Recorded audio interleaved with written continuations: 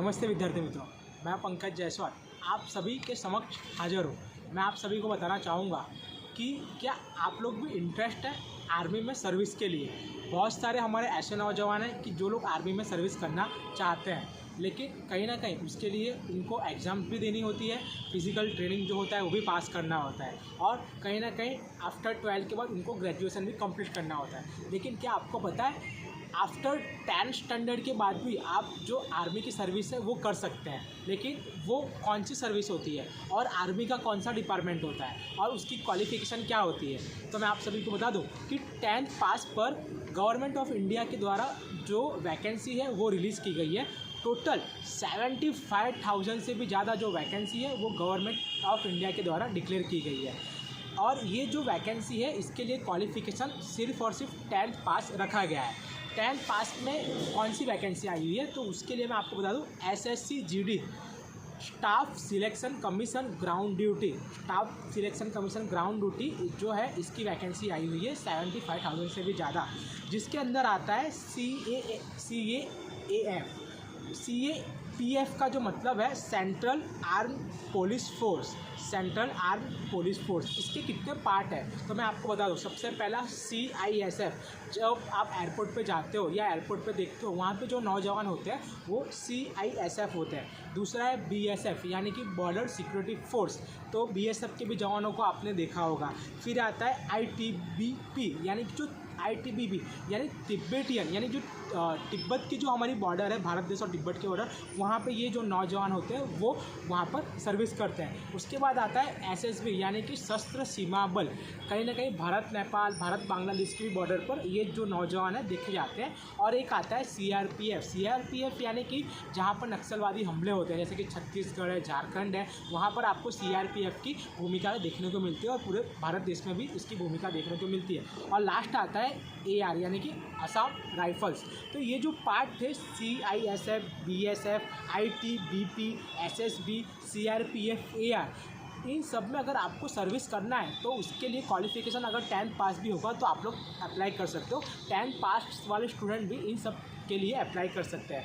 और इसके लिए आपको क्या करना होगा, तो इसकी जो एग्ज़ाम होती है वो गवर्नमेंट के द्वारा कंडक्ट की जाती है। मैं आप सभी को बता दूं कि जो एग्ज़ाम है इसकी प्रीलिम्स एग्ज़ाम यानी कि जो फर्स्ट एग्ज़ाम होती है वो फरवरी 2024 में कंडक्ट की जाएगी, और जो फाइनल एग्ज़ाम होती है मेन एग्ज़ाम वो मार्च 2024 में कंडक्ट की जाएगी। ये दो एग्ज़ाम अगर आप पास कर लेते हो, प्रीलिम्स और मेन, प्रीलिम्स एग्ज़ाम फरवरी में होगी और मेन एग्ज़ाम होगी मार्च 2024 में, तो आप जो मैंने नाम बोले जितने भी डिपार्टमेंट के, उस डिपार्टमेंट में आपका सिलेक्शन हो सकता है। और ये सिर्फ 10 के बेस पर भी आप लोग कर सकते हो।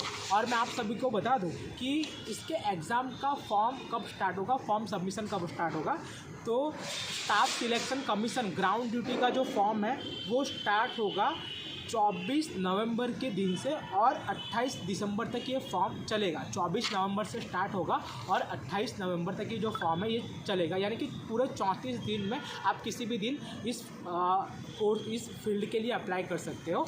और जैसा कि मैंने बताया, staff selection commission GD ground duty के अंदर कौन कौन से जो रोल है आर्मी के, तो वो मैंने आपको यहाँ पे एक्सप्लेन किए। तो जो भी स्टूडेंट्स फ़िलहाल आफ्टर डिप्लोमा के बाद अगर सोच रहे हो कि उसे भी भारतीय सेना में उसको ज्वाइन होना है, भारतीय सेना में उसे सर्विस करनी है, तो उन लोगों के लिए बेस्ट अपॉर्चुनिटी है, वो सभी लोग अप्लाई कर सकते हैं। और ये जानकारी आपको बहुत ही कम मिलेगी। तो और ये जो डिपार्टमेंट है पूरा इंडियन गवर्नमेंट होम मिनिस्टर के अंडर में वर्क करता है, तो आप गवर्नमेंट में भी आप लोग जाके सर्च कर सकते हैं। और दूसरी बात कि आपको इसकी और इन्फॉर्मेशन चाहिए, जो एग्ज़ाम आएगी staff selection commission ground duty के लिए, वो एग्ज़ाम फरवरी और मार्च में होगी। लेकिन आप सबको एग्ज़ाम के बारे में कुछ नॉलेज नहीं है, एग्ज़ाम का सिलेबस क्या होगा वो आपको पता नहीं है, एग्ज़ाम का पैटर्न क्या होगा वो पता नहीं है। लेकिन जो भी स्टूडेंट्स इंटरेस्टेड है, उनको एग्ज़ाम देनी है और उनको इस सर्विस में जाना है, तो उन सभी के लिए एग्ज़ामशाला इंस्टीट्यूट जो गवर्नमेंट एग्ज़ाम के लिए प्रिपरेशन करवाती है और स्टूडेंट्स को फ्री ऑफ कॉस्ट काउंसलिंग करते हैं, उनको गाइडलाइन प्रोवाइड करते हैं। तो एग्जामशाला इंस्टीट्यूट के द्वारा जो काउंसलिंग और गाइडलाइन सेशन है वो स्टार्ट किया गया है SSC GD कोर्स के लिए। और उसके लिए आपको क्या करना होगा, तो फर्स्ट ऑफ ऑल तो जो भी स्टूडेंट्स इस कोर्स को करना चाहते हैं, इस कोर्स की डिटेल लेना चाहते हैं, कोर्स के एग्ज़ाम के बारे में जानना चाहते हैं, वो अपना रजिस्ट्रेशन कर दें ताकि एग्जामशाला इंस्टीट्यूट आपको उनके इंस्टीट्यूट पर बुलाकर गाइड कर सके, काउंसलिंग कर सके। रजिस्ट्रेशन की जो लिंक है मैंने मेरे डिस्क्रिप्शन में रख दी है, डिस्क्रिप्शन पर जाके आपको उसके लिए रजिस्ट्रेशन कर देना है। और टाइमिंग वाइज, स्लॉट वाइज आपको जिस टाइम पे जाना है उस टाइम पे आपको वहाँ पे आपका रजिस्ट्रेशन करना है। तो स्टूडेंट्स आप देर ना करें। 10th पास पर आप लोग भी सुनकर खुश हो रहे होंगे कि आफ्टर 10th पास पे भी आप लोग जो है वो आर्मी सर्विस कर सकते हो, भारतीय सेना का एक पार्ट बन सकते हो। तो आपके पास समय बहुत कम है, जल्द से जल्द आप विजिट कीजिए एग्जामशाला का। और जितने भी मैंने ये फोर्स के नाम बोले आप उन सभी के बारे में डिटेल इन्फॉर्मेशन लीजिए, आपको पूरी information free of cost provide की जाएगी और काउंसलिंग भी किया जाएगा। नमस्कार।